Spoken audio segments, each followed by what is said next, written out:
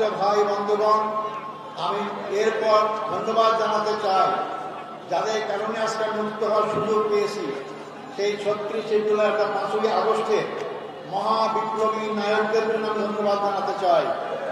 তাদের অক্লান্ত পরিশ্রম আন্দোলন, তাদের মাধ্যমে স্বৈরাচার ফ্যাসিস্ট সরকারের পতন হতে বাধ্য হয়েছিল। এবং সবচেয়ে আমি ধন্যবাদ জানাবো এই ক্ষেত্রে ছাত্র সমাজকে, যারা অতীতের অহংকার গর্বকে আবার প্রতিষ্ঠা করতে পেরেছেন। আসসালামু আলাইকুম রহমতুল্লাহ। আপনারা কি সবাই ভালো আছেন? আলহামদুলিল্লাহ। আমি প্রায় 14 বছর কারাগারে থাকার পর আজকে সকালে মুক্ত হলাম।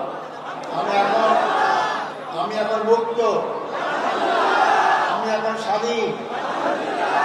এটা স্বাধীন দেশ, আমি স্বাধীন নাগরিক একজন।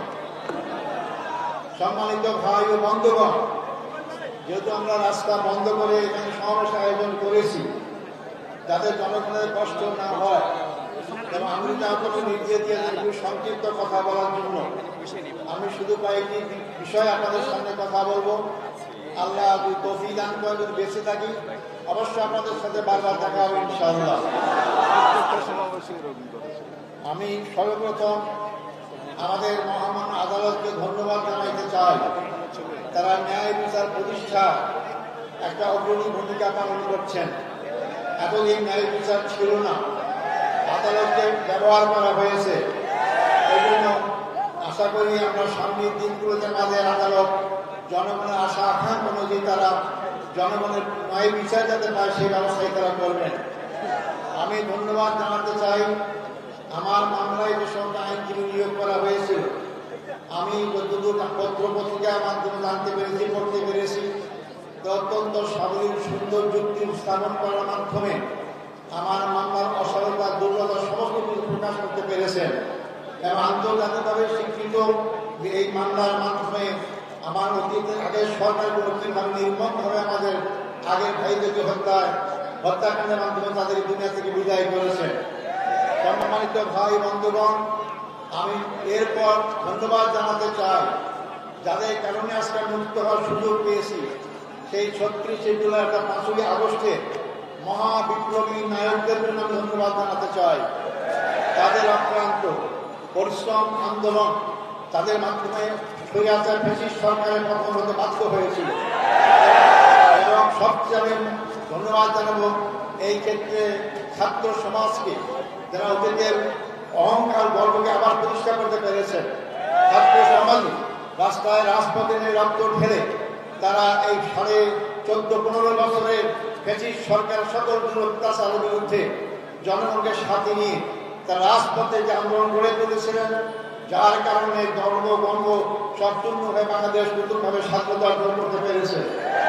আমি ধন্যবাদ জানাতে চাই ছাত্র, যুবক, শিক্ষক, সকল পেশাজীবী, সকল নারী পুরুষ, এমনকি শিশু বাচ্চাদেরকে আমি দেখেছি তারা রাজপথে সেদিন নেমে এসেছিল। সবাইকে আমি ধন্যবাদ জানাতে চাই। আমি ধন্যবাদ জানাতে চাই আমাদের দেশপ্রেমিক সেনাবাহিনীকে, যারা জনগণের পক্ষ না নেওয়ার কারণেই আজকে আমরা এই অবস্থা আস্তে আস্তে সম্ভব। আমি ধন্যবাদ জানাতে চাই। আমি দেখেছি, আমাকে বলেছি আমার মুক্তির জন্য আমি একজন নগণ্য ব্যক্তি। অনেকে রোজা রেখেছেন, অনেকে সিয়াম পালন করেছেন, অনেকে মানত করেছেন। আমি তাদেরকে ধন্যবাদ জানাতে চাই। হয়তো ইসলামী আন্দোলনকে মহব্বত করার কারণে, ইসলামীকে ভালোবাসার কারণে, কিন্তু অবশ্যই তারা ধন্যবাদ পাবে। আল্লাহ তাদের উত্তম জানা দান করুক। সম্মানিত ভাই ও বন্ধুগণ, আমি স্মরণ করছি অত্যন্ত দুঃখ বেদনা ভারাক্রান্ত হৃদয় যারা আমার নেতা ছিলেন, সেই সব নেতাদেরকে অন্যায়ভাবে হত্যা করা হয়েছে, জুডিশিয়াল কিলিং করা হয়েছে তাদেরকে। আমাদের সদ্য নেতা বাংলাদেশ জামাত ইসলামীর আমির শহীদ মৌলানা মতিউর রহমান নিজামী, আমাদের সদ্য নেতা জনাব শহীদ আলী হাসান মোহাম্মদ মুজাহিদ, আমাদের সদ্য নেতা জনাব মোহাম্মদ কামারুজ্জামান, আমাদের সদ্য নেতা জনাব মোহাম্মদ আব্দুল কাদের মোল্লা, আমাদের সদ্য নেতা জনাব মোহাম্মদ আব্দুল কাদের মোল্লা। এরপরে সবচেয়ে দুঃখজনক হচ্ছে যে আমাদের সমাজ শ্রদ্ধার পাত্র, সারা দুনিয়ার পরিচিত আন্তর্জাতিক খ্যাতি সম্পন্ন আলেমেদিন হযরত মাওলানা দিলওয়ার হোসেন সাঈদীকে বিনা চিকিৎসায় হত্যাকাণ্ডের ষড়যন্ত্র হত্যা করা হয়েছে। আমি এটাকে সবাইকে স্মরণ করছি। সাথে সাথে আমি স্মরণ করতে চাই আমাদের সদ্য নেতা মীর কাসেম আলী সাহেবকে। তাকে সর্বশেষ তার ছেলেকে গুম করা হয়েছে, দেখতে চেয়েছিলেন, তাকেও দেখতে দেওয়া হয় নাই, তাকে ফাঁসির কাছে ঝুলিয়ে তাকে হত্যা করা হয়েছে। আমি সাথে সাথে রাষ্ট্রীয় দলের নেতা জনাব সালাউদ্দিন কাদের চৌধুরীকেও ফাঁসির কাছে ঝুলানো হয়েছে, আমি সেটাও আমি স্মরণ করতে চাই। সম্মানিত ভাই বন্ধুগণ, আমরা এর মধ্যে হারিয়েছি জেলখানায় আমাদের সেই শ্রদ্ধেয় নেতা অধ্যাপক গোলাম আজমকে, আমরা হারিয়েছি আমাদের মৌলানা আবুল কালাম মোহাম্মদ ইউসুফ সাহেবকে, হারিয়েছি আমরা পাঁচবারের নির্বাচিত এমপি মৌলানা আব্দুল সোমান সাহেবকে আমরা হারিয়েছি। এরপর আমি বের হয়ে হারিয়ে দেখতে পেলাম আমাদের সামনে এখন তার নেই, আমাদের আমির জামাত এখনকার আমির আমাদের পূর্বের যে আমির আছেন মকবুল আহমদ সাহেব এবং নাজির আহমদ সাহেব, তার সবাইকে শ্রদ্ধাবার স্মরণ করছি এবং তার শোক সম্পদ পরিবার সদস্য সহ সবার কাছে আমি তার সহমর্মিতা জ্ঞাপন করছি।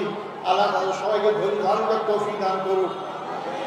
সম্মানিত ভাই ও বন্ধুগণ, আমি এই প্রসঙ্গে বলতে চাই, এই হত্যাকাণ্ডের সঙ্গে যারাই যে পর্যায়ে জড়িত সবাইকে আইনের আওতায় এসে তাদের বিচার করা হোক।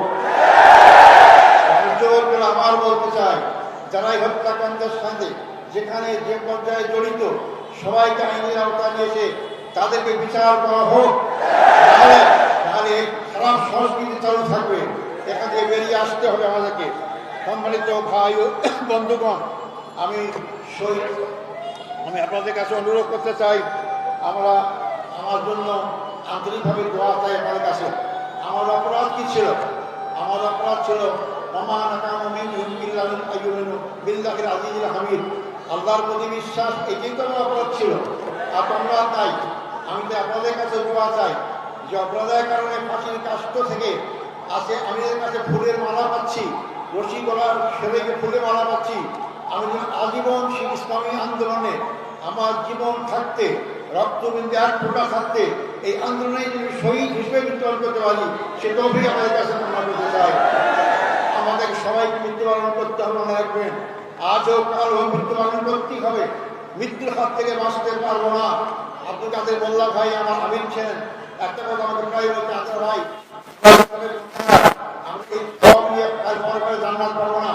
জান্নাত পরে একটাই মাত্র পথ, তা হচ্ছে শাহাদাত পালন করা। তো শাহাদাতই আমাকে জান্নাত দিতে পারে। তাই যে দল, যে জাতি, যে ব্যক্তি শাহাদাত কামনা করে এগিয়ে যায়, সেই দল, সেই জাতিকে কেউ দমাতে পারে না। সম্মানিত ভাই এবং বন্ধুগণ, সেই দোয়া করার সাথে সাথে আপনাদের সবাইকে সবার মাধ্যমে সারা বাংলাদেশে আমার মধ্যে সাথে আহ্বান করতে চাই, আসুন এই দেশ আমাদের, এই দেশ আমাদের সবার, এই দেশের মানুষের আশা আকাঙ্ক্ষা চিন্তা চেতনা ঐক্য অনুযায়ী এই দেশটাকে ইসলামী সমাজ করার আকাঙ্ক্ষা আমরা সবাই এগিয়ে দিতে পারি। আল্লাহ অবশ্যই আমাদের সাথে থাকবেন ইনশাআল্লাহ। আমি আর গ্রহণ করবো না, যেহেতু আপনার রোদ্রে কষ্ট পাচ্ছেন, আপনারা আমার জন্য দোয়া করবেন। আমার আর পাওয়ার কিচ্ছু নাই। আমার জীবনে যদি আমরা এখানে আল্লাহ দিন প্রতিষ্ঠা দেখে যেতে পারি, এর চেয়ে সর্ব পাওয়ার কিছু নাই। আপনাদের সবাই সেই দিন প্রতিষ্ঠা আন্দোলনে যার যার জায়গা থেকে যে ভূমিকা রাখা দরকার, সেই ভূমিকা সবাই রাখবেন, এই আশাবাদ ব্যক্ত করে সাংবাদিক বন্ধুগণ, ফটোগ্রাফার যারা এখানে আসছেন, যারা আজকের মতো এখানে উপস্থিত হয়েছেন, তাদেরকে আমি ধন্যবাদ জানাতে চাই এবং যারা যেভাবে আমাকে সহযোগিতা করেছেন তাদেরকে ধন্যবাদ জানাতে চাই। আবারও আমি আপনাদের কাছে আমার জন্য দোয়া কামনা করে আমার বক্তব্য এখানে শেষ করছি। আসসালামু আলাইকুম ওয়া রাহমাতুল্লাহি ওয়া বারাকাতুহু।